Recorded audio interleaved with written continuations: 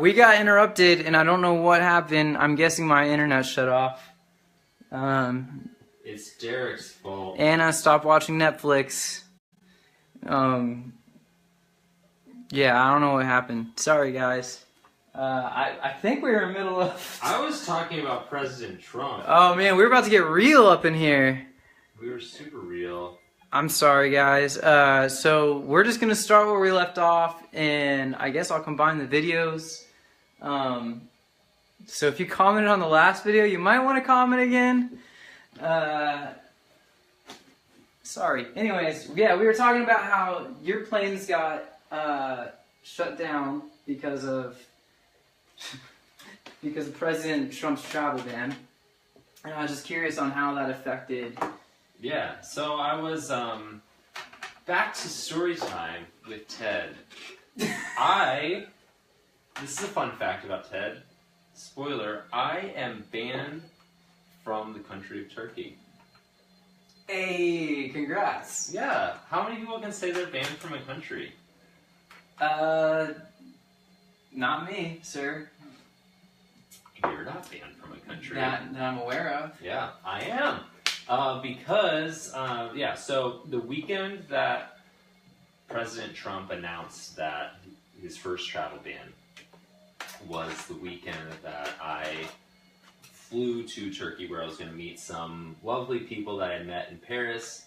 I was flying to Gaziantep, which is really close to Syria, and I was going to do some philanthropic video volunteer work for this organization that's doing really cool stuff, doing reconciliation work with people that are fighting with each other there.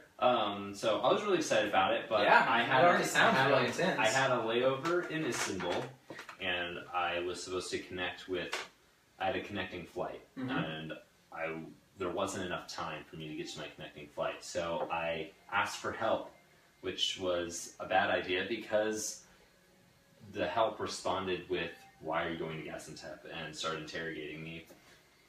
And then they were like, "Why don't you come into this back room with us and we can talk more about it?" And I was like, "Oh no. Oh no, not the back room!" And they took my passport and my laptop and my phone. Your cameras? I was trying to explain why I was going there. There was language barrier issues. They didn't trust me, so they decided that they were going to deport me back to Italy, where I had flown from. What did they think you were? Some like agent provocateur? They were afraid that I was going to like be a terrorist. Like I was some like. Nah, you know what I bet it was? I bet they thought you were some like NPR guy, like gonna go talk about. They didn't know. They didn't know that I was. They didn't know that I had camera gear when they made the decision to not let me in. It was after that they searched my bags and saw all my camera stuff. So they'd already decided not to let me in when they like went through. And they saw your American passport and just assumed an American was coming to. Maybe that's really racist of me to. Are there American terrorists around? I assume that they just didn't understand why I was going, and that they were suspicious, and so they erred on the side of let's not let him in. Okay. That's kind of like best case scenario, but who knows what the other dynamics were. But yeah, I was detained overnight, so I was sent back to Milan the next day, but I was detained for 17 hours in this room that was filled with other 17 hours men that were not allowed to enter Turkey, and oh my gosh, they were all Middle Eastern. There was one guy from South America that I was. It was predominant. Was it refugees or was it just predominantly Middle Eastern? No, they weren't refugees. They were just Middle Eastern travelers. And then there was one guy, who didn't have a proper visa from Latin America, and I talked to him in Spanish. So that felt cool. How did you get around for your language barrier? Did you use like Babelfish in general? Yeah.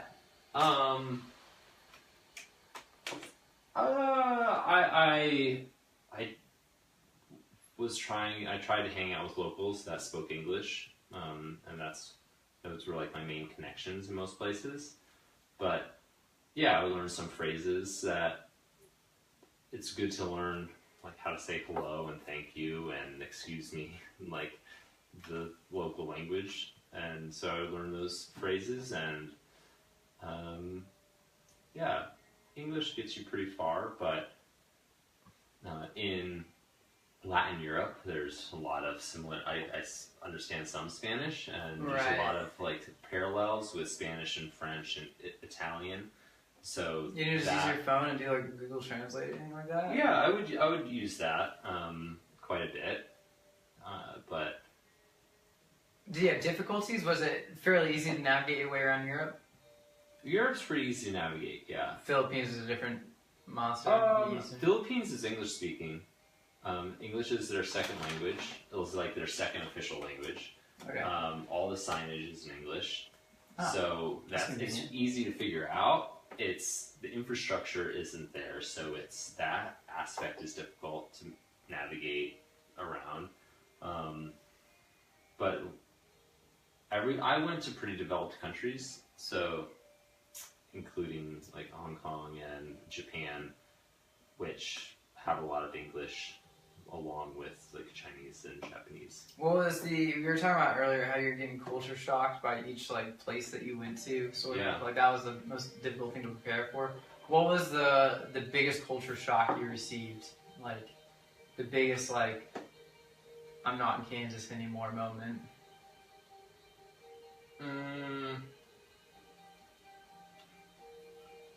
Doesn't have to be negative either. It could be like a positive cultural experience.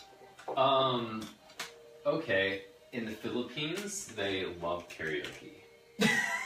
I'm 90% sure that the karaoke was invented in the Philippines. Really? Yes. And when I say they love it, it is next level. I didn't understand that it could be as popular as it is there. Like for me, karaoke is like a 20-minute activity at most. It's like, okay, let's sing a couple songs. It's fun. Maybe if everyone's loving it, it could be like an hour and a half. I went karaokeing last week with Lexi and. Okay, how long were you karaokeing for? I mean, it was like a bar, so we were hanging out for a while. What's a while? Like an hour, 2. So 2 hours. Okay. The Filipinos will karaoke an entire day, like 15 hours. Like it's just what they do. It is. I mean, it's for like a celebration party. But there was one day where I woke up in the morning, and it was like 10 a.m. and they started playing karaoke. Are they all good singers? Or No. And it's connected with drinking, and like as the day progresses, people get more drunk. So they were playing. We left the house 10 a.m. They're karaoke. I'm like, oh cool, karaoke. We get back at night. Still same party. They're going still. It was like, and then it was we're going to bed, and it's like they're still like just blasting karaoke.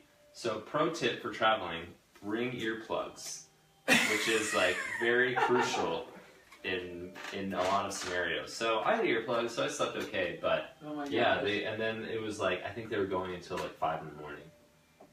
If Valerie or Lexi or any of my karaoke buddies are listening to this stream, I think we all need to take a trip to the Philippines. That was also your most affordable trip, wasn't it? I think you said in another video. The Philippines is really affordable. And that was the reason why I spent so much time there. I spent about 2 months there in total. 2 months? Yeah. Wow, that was almost a third of your time was monopolized in the Philippines. Yeah. Was it your... Look at this guy. He's so good at math. Not really. I didn't want to ask the cliche question of what was your favorite place, but was the Philippines your favorite place because of how much time you spent there?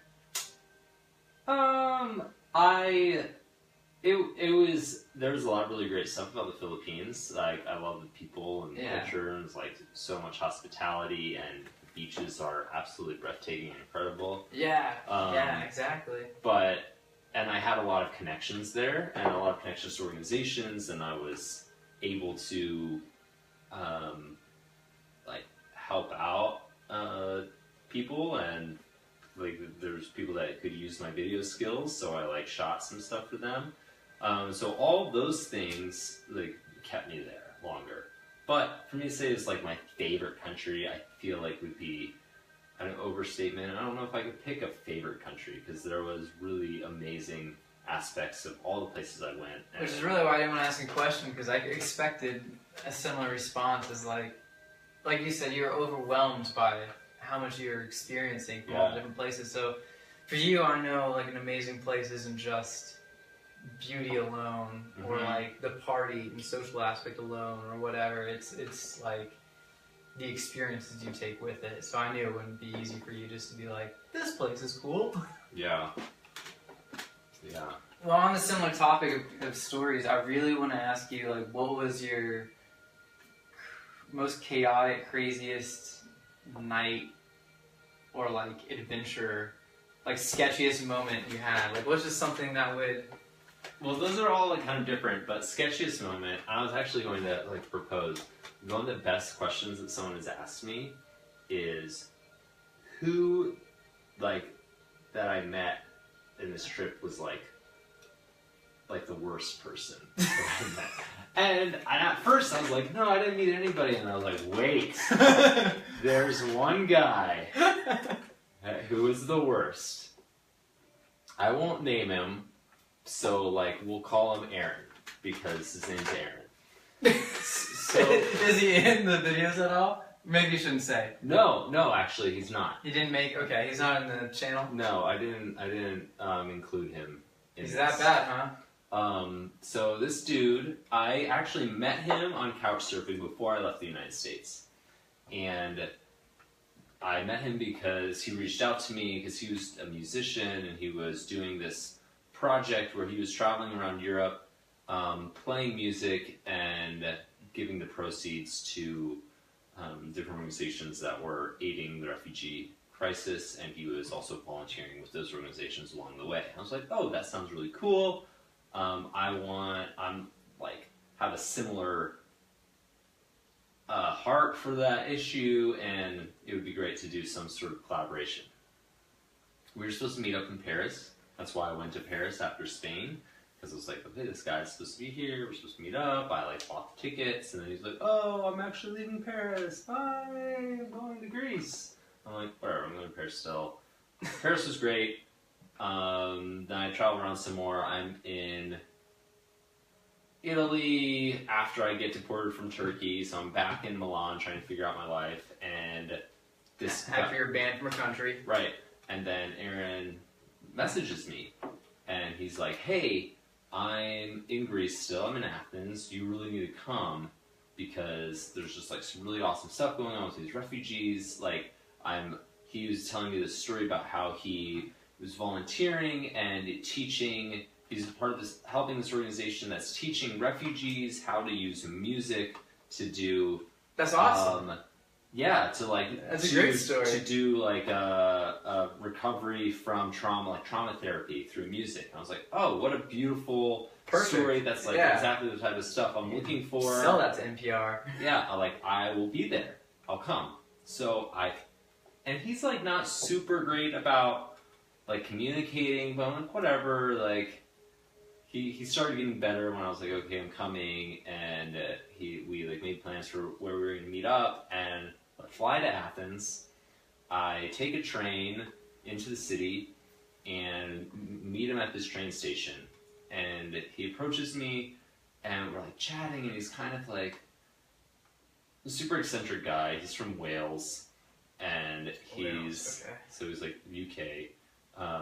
And like, kind of like, just very eccentric. Okay. All right, whatever, eccentric dude, like, get it, musician. And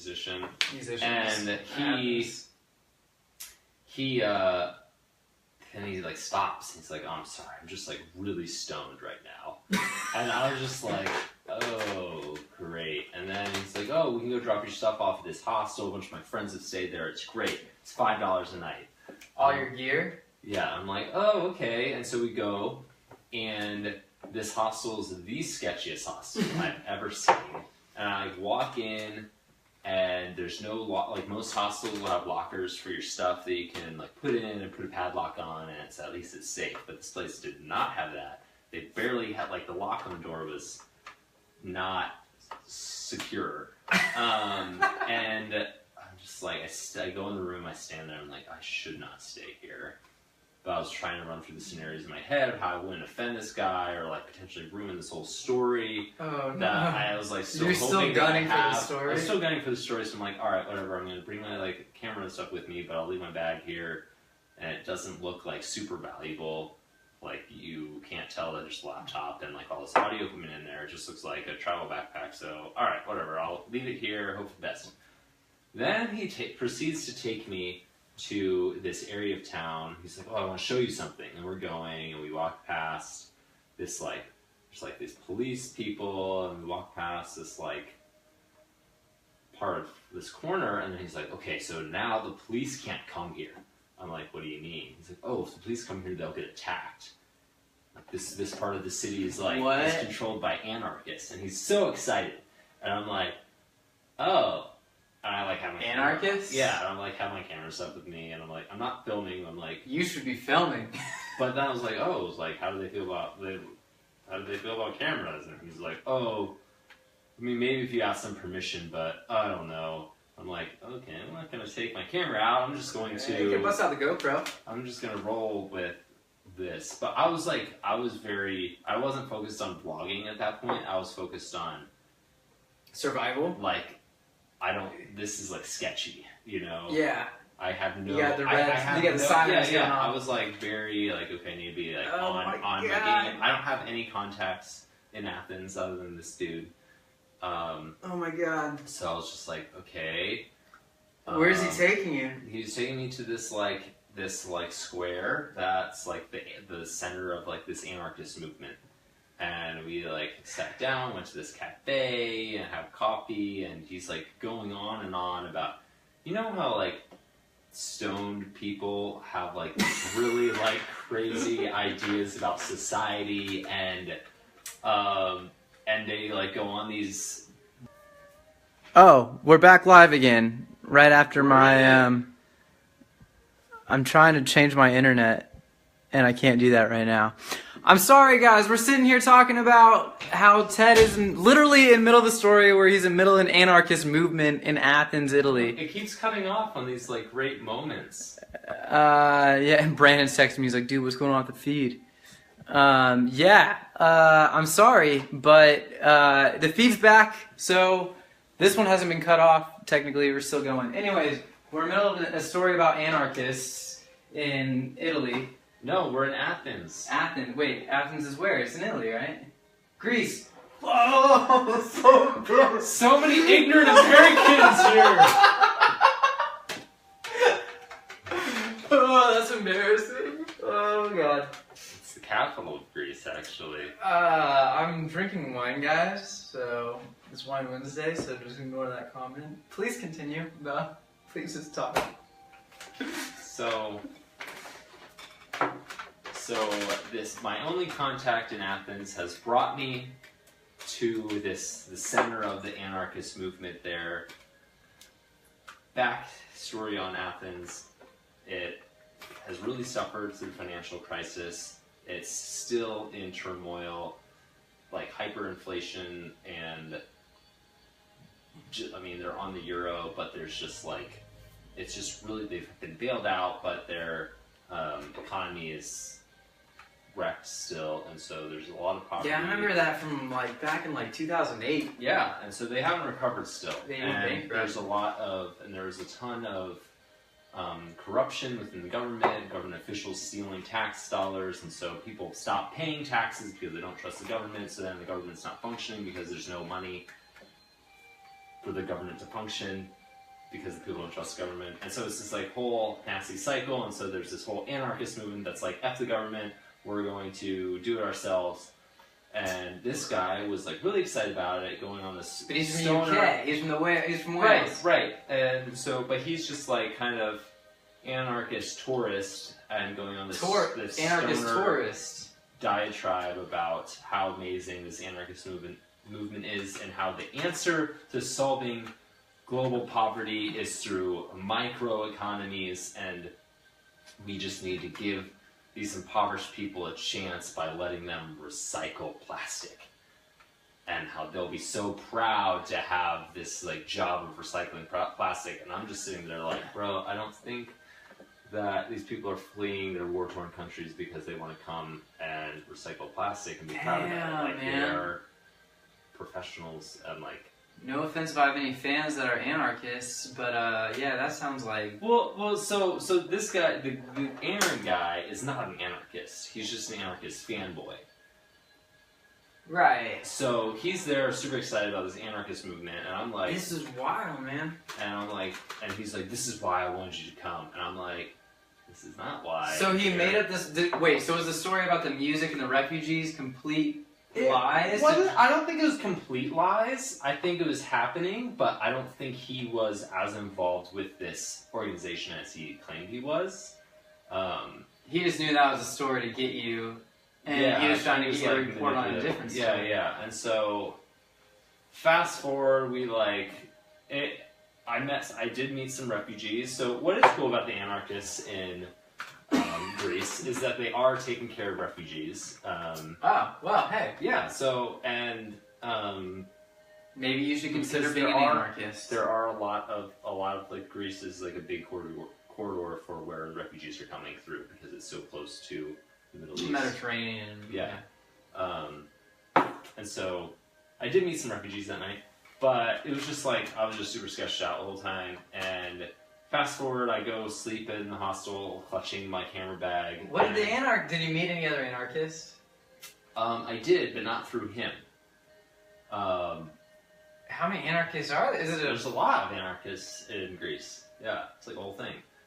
But Aaron was super sketchy, and the next day I told him, hey, I don't want to do a story on anarchists. I want to do a story on the refugee music, trauma therapy thing. But if we're going to work together, you have to be sober. And he was like, fair enough. And we didn't talk again. So he chose to, instead of going on your YouTube channel, he decided to smoke weed and hang out with the anarchists. I mean, I think I just shut him down pretty hard with like, yeah, this is unprofessional and inappropriate, and that's not what my deal sketchy, is. dude. He stayed in a sketchy hostel with a lot of gear and. But then the next day, I found a new hostel that was highly reviewed. I went there. I said, hey, I have a YouTube channel. Can I have a discount? And they're like, sure. Here's 50% off. Whoa. And so, hey, the new hostel. Travel pro tip right there. Yeah, that is a travel pro tip. If you use leverage your social media to your advantage. And yeah, it was kind of confusing because I was like, great, I'm in Athens for a week. I don't know what I'm doing here, but long story short, I reached out to some people on Facebook and I got connected to this American expat who's an archaeologist living in Athens, and she also does some really cool stuff with refugees. And she introduced me to her friends who did this like art class with these refugee kids who were at this shelter run by the anarchists. So I did meet the anarchists, and they were really nice. But so you got your refugee story because of the anarchists. Yeah, somebody edited that together. I'm excited to see that, man. That was more going to be a Facebook video. Why don't you just sling that to Vice, man? Vice would buy that in a heartbeat.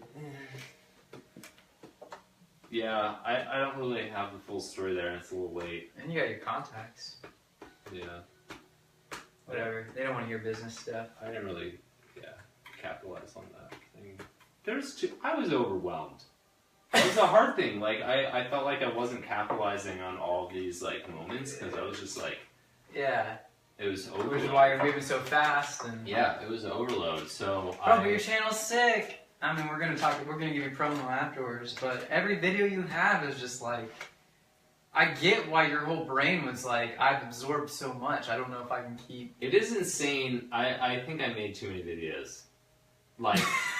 I look at it, I'm like, I don't, even now, so I'm like back in Phoenix right now and going much slower pace. Are you trying to do it weekly, or are you trying to, what's your... I'm weekly right now. You're weekly then? No, I was 3 times a week on my trip. Oh, that's awful, dude. That's so hard. It was really hard. I don't know how I did it. I do Instagram daily, and it's hard. Imagine doing full video, 10-minute video. I was doing Instagram daily. I do, on my good weeks, I do Instagram daily, and then sometimes I don't. It's a little bit easier. It is. If it's scheduled, it's easy. I mean, if you're like in a cool place, you can take like 10 pictures right there and just... Okay, now I'm just like giving away all the bits. He's a phony! He's a big phony! No! We take cool pictures. It's part of what makes our band cool, I think. I like it. I don't know. Brandon's into it. That's what we do. You're a big faker. He doesn't even play the instruments. He lip syncs. I karaoke. You travel alone the whole time? I met up with people. I was solo traveling, yes. And I think that is...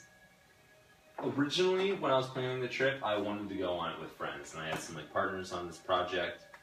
And then they decided that they didn't want to commit to the full trip, which is totally understandable. It's a lot to commit to. So I had to decide, am I going to do this? Or am I going to not? Because I don't have... Oh my gosh, how hard would it have been to have a friend that just, every time you want to make a decision... Oh, it would have changed the whole trip. Yeah. For sure. It would have been cool still, but it would have totally changed the trip. And I realized, I was watching some other travel bloggers that I look up to, and they had a video that they posted like right around this time where I was making this decision, and their whole video was about why it's so valuable traveling by yourself. And this is like a travel channel where it's like two people and they always travel together, but then they did like, oh, it's so good when we travel alone. And they probably just hated each other. Well, no, they don't. And the reason why it's so valuable to travel by yourself is because it opens you up to all these experiences that you would never have when traveling with a friend. Like meeting other people? Like mostly meeting other people. And social survival is a real thing, man. Yeah, and when you're traveling alone, you're just open to more interaction. You're like, people will invite you in. It's like, oh, that person doesn't have their like thing, you know? And so, yeah, it's easier to meet other travelers, but it's also easier to meet locals. And it's easier for me to connect with people on couchsurfing and come stay with them just by myself than if I had a whole other person with me and they'd like host two people. Or I got invited to attend this guy's birthday dinner in France, and it was a super intimate gathering. It was like him and his boyfriend and the refugee they were hosting, and that's some like real culture four stuff friends. Too. Yeah, no, it was very real, and I had no idea what I was getting into. But it would have never happened if I had another person filming with me.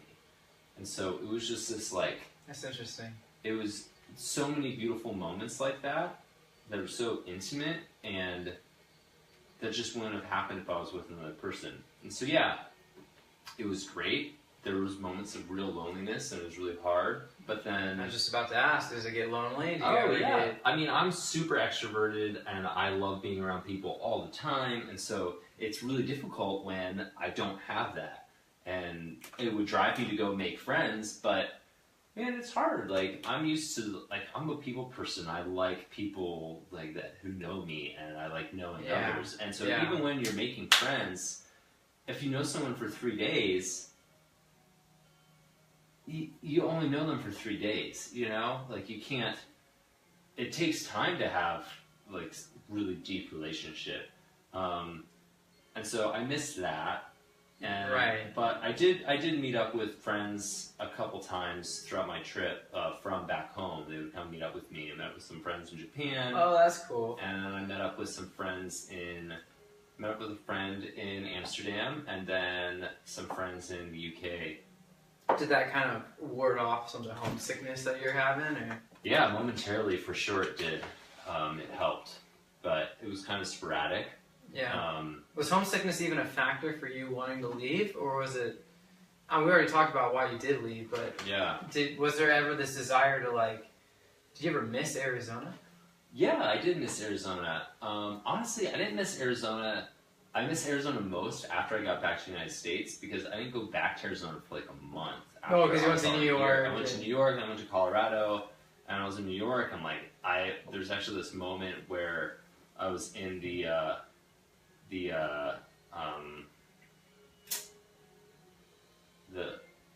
Metropolitan Museum, the Smithsonian.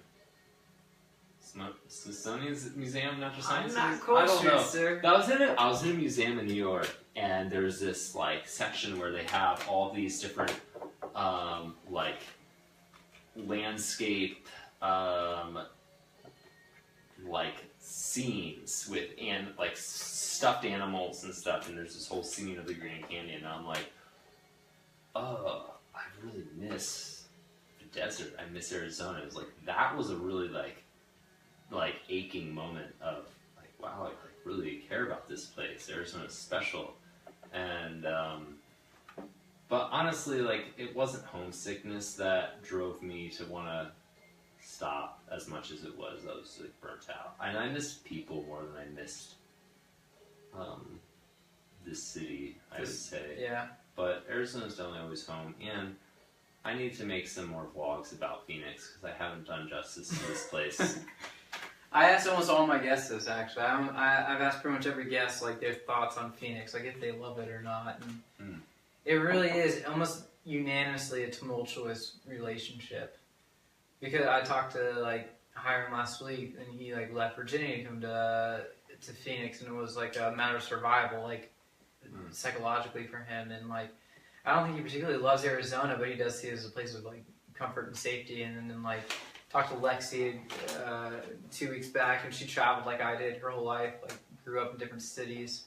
And while we both agree that we like the southern states a little bit better, and the southeast coast, there is this like weird poetry. And then I think what I told her is what you told me one night that you and I were having, and I told you that I didn't like Arizona because I just felt like it was nothing but death and dying and the beige, and it just wasn't. And you turned to me and you said, Arizona is iconic. Like the rest of the world looks at Arizona and it knows what Arizona is. You know, we're the Grand Canyon, we're the Saguaro Cactus, we're the, you know, we are the desert, like that everyone else sees. And that kind of put things in perspective to me too. And you know, and I've always had a love for the cultures, being a member of the music scene. But so, which question? I was just talking, man. But so Phoenix, like, how do I feel about it? Yeah. I would say that, especially in America, not so much other places, I don't think, but in America, and maybe most places in the world, there's this grass is greener thing that everybody has. I talk to people from New York that grew up there, and they just like are over it and want to move to Los Angeles. And like, I talk to people from Los Angeles who are over it and want to move to Seattle. And I talk to people from like Portland, and they're like, I just want to move somewhere where it's sunny. And then there's people in Phoenix that are like, oh, I can't wait to get to Portland. And it's like, and it's a generational thing, and it's like it's always better somewhere else reality, which is just kind of a lie that we buy into. And it's easier to appreciate other places than appreciate where you are and what's home. And that's true for me. It's really easy to get inspired when I'm going to new places. I just went to Colorado last week, and I was like, oh, this is so beautiful. I want to film all this stuff. Colorado this week. And my friend that I was with in Colorado, she lives in this really beautiful town, and she's like, oh yeah, it's so good it was so good having you here because you like remind me of how special and beautiful this place is. And that was something I heard a lot on my trip with people I was staying with, because they're like, oh man, like, I take that wonder. Yeah, you take for granted whatever is around you. Yeah. And I guarantee you, if I brought my friends from Holland that showed me all around, showed me these like fields of tulips and just this beautiful cities, if I brought them to Arizona and took them through the desert, drove them up to Flagstaff, through all the mountains and canyons, and showed them the saguaros, and showed them the creeks and red rocks, and like took them to all the amazing restaurants that we have in Phoenix, and this really unique blend of cultures and cuisine and appreciation for coffee and places to spend time at like coffee shops, and like those are all actually pretty unique and special to Phoenix. Yeah. That are often overlooked and not appreciated. Dude, I love that. I mean, that's way more profound than what the story I'm about to say. But when I first moved to Arizona, my sister and I, we went and we landed in Phoenix. Like, we had moved. My family already picked their house out, so me and my sister would go. We're driving to Phoenix, and we see our first soror cactus, and we were like, oh my god, it's an actual cactus. Like, we had never seen a cactus in our entire lives, because these things are really native to Arizona. They're really not. Maybe there's some sprinkled out in New Mexico and whatnot, but it's really an Arizona thing. Mm-hmm. So we come there and we're like, oh my god, it's a cactus. Like, I can't believe it. So we walk up and we take a picture by it, and then we drive another 5 minutes, and there's an even bigger one. We're like, oh my god, that one's huge, it's massive. Like, we gotta take another picture. And we take another picture, and we're still driving out to our house, which was in Anthem at the time, and there's just mountains and hills covered in sorors. And me and my sister are just like, what is this place? So from the very first day that we landed in Phoenix or whatever, and we're getting the layout of it, we were just our minds were completely blown, because we had grown up in Georgia and Tennessee in these grassy or greener areas, mm-hmm. and just seeing just this flat desert landscape with these little hills and mountains and mesas and whatnot. And the first time going to Sedona and seeing red rock, yeah, like you said, it's just this. It's something you really do take for granted after you take 2-3 trips, or you live here long enough. And I do think hearing stories like yours and hearing what you have to say, it definitely gives me more appreciation for where I'm at now. Mm. But obviously, I would love to go on an epic Euro trip. Do it. So I'm going to do a quick 180 real quick before we wrap it up. I just want to ask you a little bit about your kind of videography. So again, you're a very experienced videography director, videographer, cinematographer, etc., etc., etc. Yeah. I love how you're using drones and things like that. So I just wanted you to talk about your YouTube channel and kind of what you're trying to do as a guy who makes documentaries, and what are you trying to do with your YouTube channel and all that? Yeah. So it's up until this point, so the 6 months of traveling, I was doing travel vlogs primarily. I also had some videos of travel tips and ways to help other people do what I was doing. And now I've been spending the last couple months kind of reassessing what that looks like. Also, while I was on my trip, I shot a couple documentaries that I've been working on editing the last couple months, and I'm almost finished with 2 of them. I'm really Is it going to be the refugee one? Yeah, so there's 2 different ones on refugees, and there's one about the Philippines that I'm really excited about. So I'm working on those. So those are going to come out. But I've been trying to figure out what's the next thing for the channel, and I think it's going to be a combination of things. I want to continue to explore and continue to go places and continue to shoot travel vlogs when I go and travel, and have them be a little more concise and a little more fun and less drawn out like they were, more creative. But I'm also going to start doing more tutorials about how to make videos, and what my creative process is, and really how to do storytelling well, because that's something that I am really excited about, telling documentary stories, finding stories, connecting with people, because really the best part about travel is getting to meet the people, and that's how you get to know a place or a country, is getting to know the people that are there. And I want to encourage people to stay curious and to keep seeking that out, and through doing so I want to stay curious myself. Awesome, man. Well, two things that really stick out to me with your channel. The things that the reason why your channel is probably probably my favorite on YouTube is because we're friends. Yeah, one, because we're friends. Is actually you're just a crazy good videographer. So everything is beautifully shot. This is all very professionally done. The second is your personality. It shines through. You're very open, you're honest, you're articulate, you're intelligent. You have well-articulated thoughts throughout your channel. And no matter what you're doing, whether it's travel, what kind of video it is, I think the fundamentals of your channel are always going to be really solid because it's always going to be high-level videography, and it's going to be you at the center of it. And so I definitely highly encourage anyone who's watching to give you a follow. So feel free to get some promo. Just search Ted Willis on YouTube, and I pop up at the top. I'm the guy with the glasses. Ted Willis. That's your Instagram and all that too? Instagram is Teddy_dub. I am Ted Willis on Twitter. Got that one. You got that one. I need to start using Twitter though. But we're gonna go to can you answer some questions and stuff? Yeah, let's answer some questions. Should we get all up close and personal? If you want, you want to come join me over here? Yeah. Oh, look at all the comments. We got some today. Yeah. Well. And I'm not sorry, and I threw you under the bus. Our internet crapped out. Under the bus. What's the weirdest, most unique thing you experienced that you think you would have experienced nowhere else but there in that moment while traveling? Dang, baby. That's the...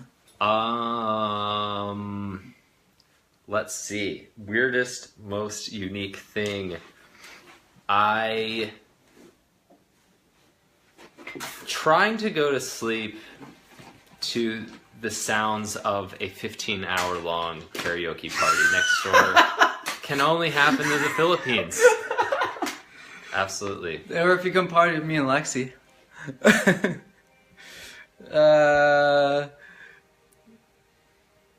Brandon wants to know what kind of gear you use. You use drones too. That's my favorite part is your drone shots. I love my drone. Is that even legal? How much are you using it? It depends where. I brought a DJI Mavic Pro folding drone, which is sweet. It's one of my favorite things.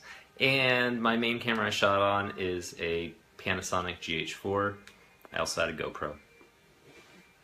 Nice, man. Who did you meet that was the most positively impactful to you? The most positive, impactful I'm going to say the anarchist. That's my... He gave a great perspective of modern politics. Man, I met some really impactful people.